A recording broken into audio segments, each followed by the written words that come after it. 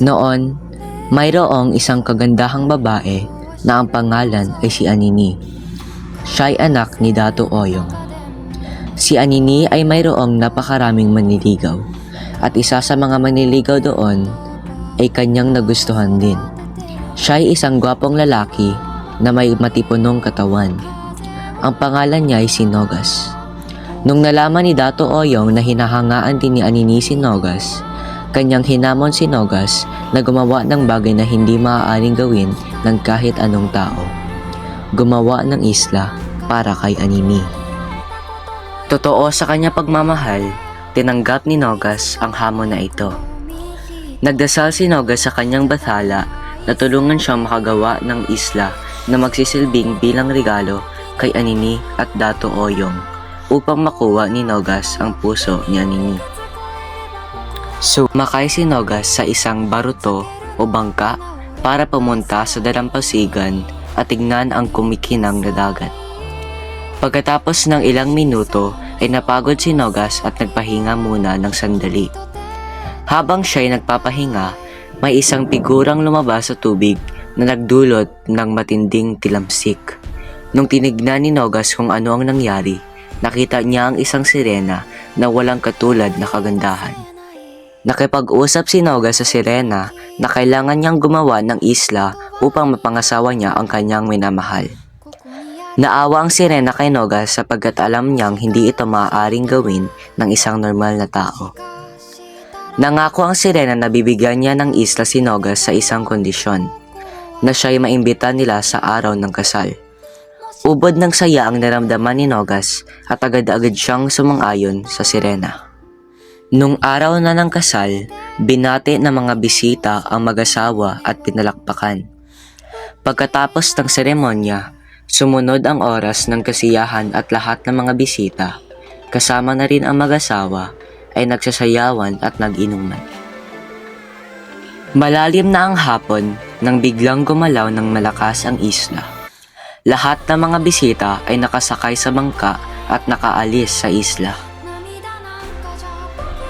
Sina Nogas at Anini ay nakasuot pa din ng damit pangkasal nung may parang humihila sa kanila sa isla. Habang lumalaban ang mag-asawa na huwag mahulog, naramdaman nila na may nakatali sa kanilang paa at bigla silang dinala sa isang yungib sa ilalim ng tubig. Doon pumasok sa isip ni Nogas ang kondisyon na ibinigay sa kanya ng sirena kapalit sa isla.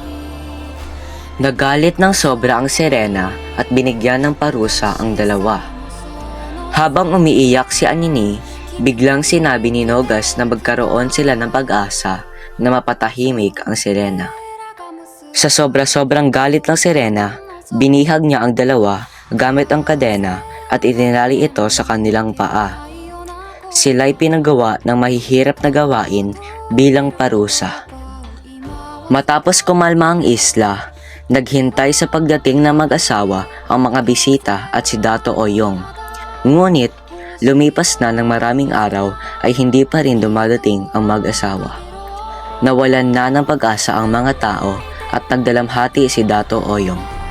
Sa memorya ng dalawa, pinangalanan ni Dato Oyong ang dalampasigan ng Aninii at ang isla Nogas o Nogas Island.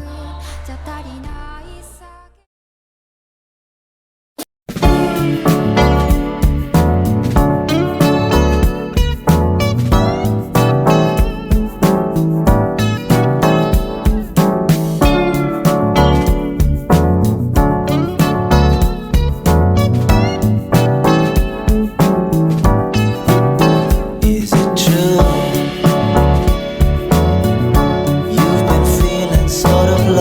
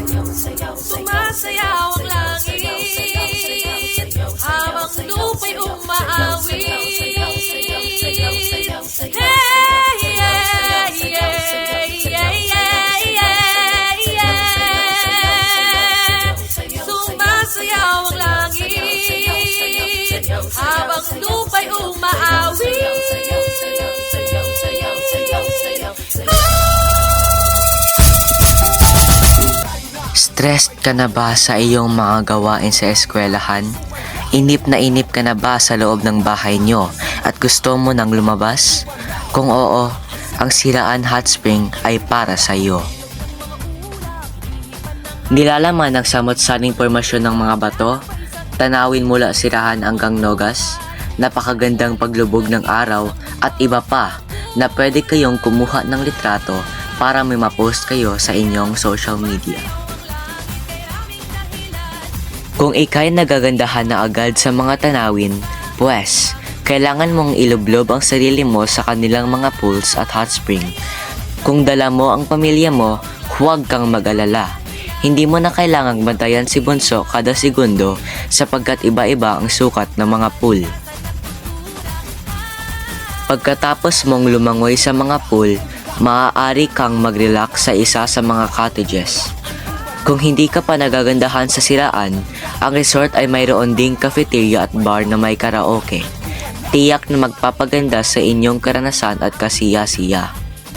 At kung ang mga pool ay hindi sapat para sa iyo, mayroong isang malaking pool na may napakalaking slide sa labas lamang ng cafeteria. Ang Siraan Hot Spring ay nag-aalok ng higit pa sa paglangoy. Kung gusto mong manatili sa iba pang araw, maaari kang mag-book ng isa sa mga kwarto at magdaos ng malalaking pagtitipon sa event hall. Sa katunayan, noong Disyembre 2022, nag-debut ang kapatid ko sa event hall ng resort.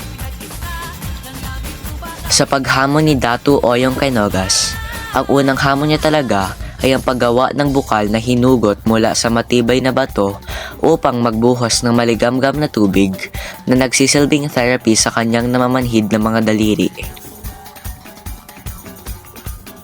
Ito'y imposibleng gawin, ngunit habang nagbabato-bato si Nogas ng bato sa isang malaking bato, may biglang umungol na higante. Yun pala'y natutulog ang higante at inistorbo ni Nogas ang kanyang siesta. Sinabi ni Nogas ang kanyang sitwasyon kung saan kailangan niyang gumawa ng isang spring para payagan sila ni Anini na magpakasal.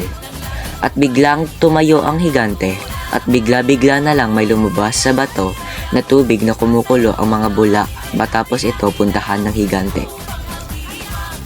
Nagpasalamat si Nogas sa higante sa pagtulong sa kanya sa paggawa ng spring, ngunit bigla na lang nawala ang higante.